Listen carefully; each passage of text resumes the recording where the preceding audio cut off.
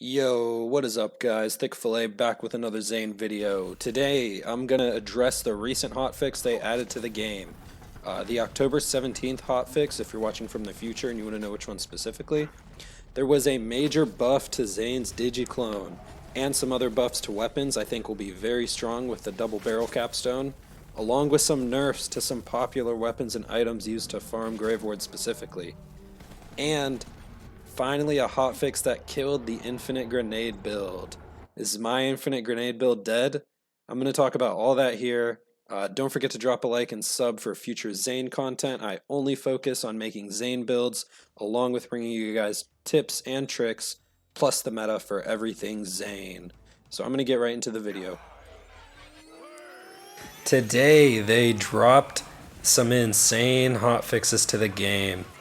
And I'm going to go over everything that has to do with Zane in these hotfixes. I'm going to skip over a lot of the stuff, so if you're playing a different Vault Hunter, or if you want the full patch notes, this probably isn't the video for you, but I'm definitely going to talk about everything that has to do with Zane.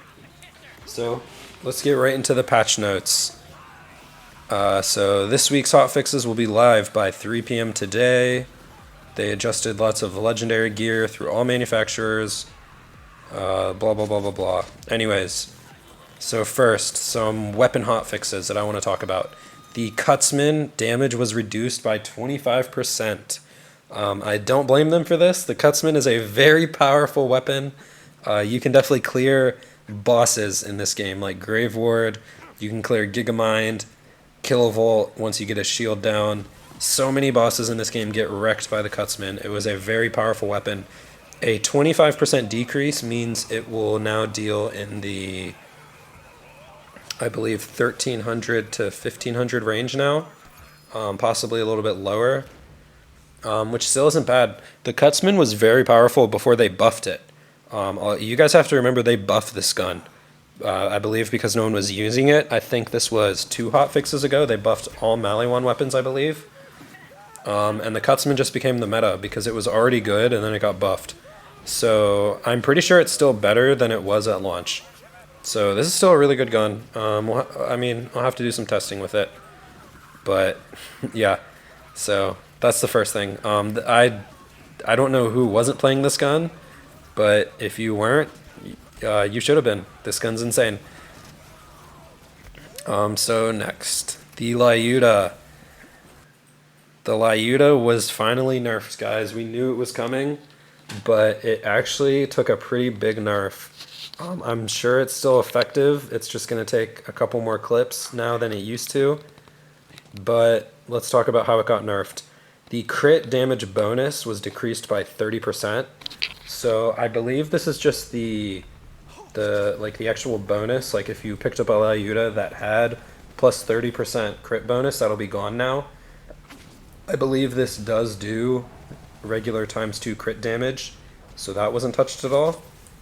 But anyways, the real nerf comes where they said apparently there was a bug. So what's cool about the Lyuda is it splits into 3 bullets at a certain distance. So basically whatever damage is on your Lyuda, when you're shooting Graveward with it, because he's far away, you multiply that by 3. Apparently it was making 4 projectiles. So they removed the 4th projectile. So what this basically means is that Lyuda was nerfed by 25%, because what everyone was used to was 4 projectiles coming out, and now only 3 bullets will come out. So the Lyuda not only took the bonus crit damage away, but it also got a 25% damage nerf. This is a big one for Zane in general, just because this was a meta gun. This is what's used to farm Graveward along with the Cutsman. So we're going to have to find new ways to farm Graveward. Anyways, guys, let's keep moving. The Flack Er took a big nerf. It now consumes not only the full magazine, but the damage was also reduced by 33%. So the Flack Er took a 1/3 damage reduction, which is once again insane. I kind of can't believe how hard. This is a big nerf. I don't want to say the Flack Er's dead because I haven't played with it yet, but that is a big nerf. Not only are you going to use so many bullets now, but 1/3 of the damage is gone. and it just says it uses the whole clip. So even if you have a big clip flacker, I guess small clip flackers are good now. I'm not really sure what that wording means. But yeah, let's go ahead and keep moving. The laser sploder was slightly buffed. The laser sploder was a gun I really liked anyway. The cryo laser sploder was really fun in Calm Cool Collected builds. So this was just slightly buffed by 0.4 seconds. It puts out rockets more often. So that's good. Keep an eye out for the laser sploder. Here is actually a big one, in my opinion. I don't know how good this buff is going to be, but the Maggie damage was increased by 35% for Jacob's weapons. That's definitely a big deal. Once again for the Calm Cool Collected builds, because the Maggie is very good. The Maggie and other Jacob's Mashers in general are very good for freezing enemies with Brain Freeze.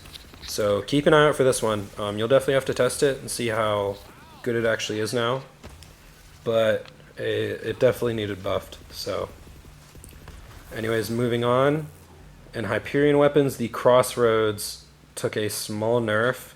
I actually think this one's kind of a big deal for Brain Freeze builds. Because the Crossroad, once again, was very good at triggering Brain Freeze. So the accuracy was reduced. I don't know by how much, it doesn't say. But I do know that you could find some inaccurate Crossroads and it would be really hard to get all those projectiles into their head. So I'll definitely like to test this one and see how it plays out and how good it is at freezing enemies. Another thing that got nerfed is it only puts out 3 projectiles instead of 4 now. So this might not be a good go-to gun for Brain Freeze builds anymore. You might have to stick to shotguns and mashers. I still think this could probably be good, but we'll have to test it. So moving on once again, I wanted to make an honorable mention in COV guns of the Linoge. This is a very good gun. I was creating a boss killer build that used this gun, so I think this is a gun you should look out for. This gun also does put out a lot of projectiles. I'll actually have to test to see if it works well with Brain Freeze, but you guys should look out for this gun. The Fire Linoge is also very good at taking out Anointed. So a lot of you having trouble with Anointed enemies, probably get one of these into your inventory. This thing uses a ton of ammo though, but it fires fast, it has a fast charge time.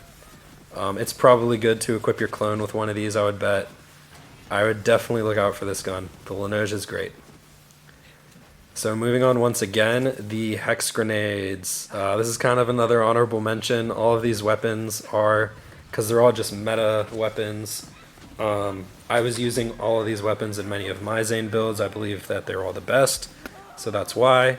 But the Hex Grenade got reduced by 70%, and the duration was reduced to 3 seconds.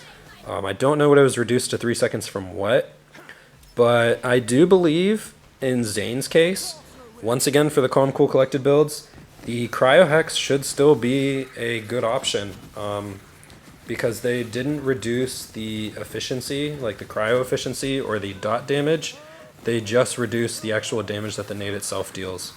So the fact that you just want to freeze enemies, the Hex Grenade is probably still a go-to option. So this didn't affect you guys at all. However, if you go look through my channel, you see an Infinite Grenade Zane build, and this definitely affects that build. The Infinite Grenade Zane build is dead. It's not just because this Hex Grenade, but something later I'm going to talk about too. So if you enjoyed that build for me, unfortunately, I am sad to inform you that it is dead. So we'll see about that one. Anyways, moving on, I do want to talk about the Elemental Projector for a second. This was included in my boss build. This thing probably needed to get nerfed. It was almost tripling your gun damage, adding 183%, which is absolutely insane. I would bet this thing is still good at 90% because now it's almost doubling your gun damage. A lot of Zane players weren't using this, which I think you guys should have been. This thing is absolutely insane. If you weren't farming Grave Ward with an Elemental Projector and a Lyuda, then you were not keeping up with the meta of Borderlands. So yeah, we'll go ahead and just move on after that. The Digi-Clone's health was increased by 100%. This I'm actually happy about. I just want to say real quick, I am upset they didn't buff Zane's actual skills in these patch notes at all. I was looking forward to a Violent Momentum buff. I think that skill could do a lot more damage than what it is right now. And, you know, not hating on Amara, who wasn't touched in any of the patch notes so far, but her anointment that increases 300% weapon damage is more than Zane's whole entire skill tree combined. So, hoping to get some rework soon. However, let's just talk about this health increase for now. The Digi-Clone's health increased by 100%. This is kind of big because the Digi-Clone was mostly just a utility thing where you would put it in front of enemies to distract them, or you would just swap with it to activate your anointments or to get out of harm, or blow it up with Doppelbanger just to activate your kill skills. This is definitely big for the Infinite Clone build. One problem with that build was, yeah, you could trigger Calm Cool Collected forever, but the clone would just die to enemies on Mayhem 3. So I'm definitely happy to see this. I'll definitely be brewing some clone builds soon. You guys should too. So yeah. And then finally, the last thing here that I think affects Zane, the nade build once again specifically, addressed a bug with Salvation where grenades were giving lifesteal. This is why the grenade build is dead. If you didn't watch my last video, I went in extensively through this nade build, and Salvation was the glue that held this thing together. This is what would keep you guys alive for so long while chucking nades and shooting your cutsmen. So that doesn't work anymore. So I'm officially declaring it, the nade build is dead. Maybe there's possibly a nade build with the shield, but I doubt it. I'm not even going to go there. Just pretend I never said that. The nade build's dead, guys, which is really upsetting to me because I feel like that is the one thing I've added to the Borderlands community so far. So I guess I'll just have to come up with some new builds for you guys.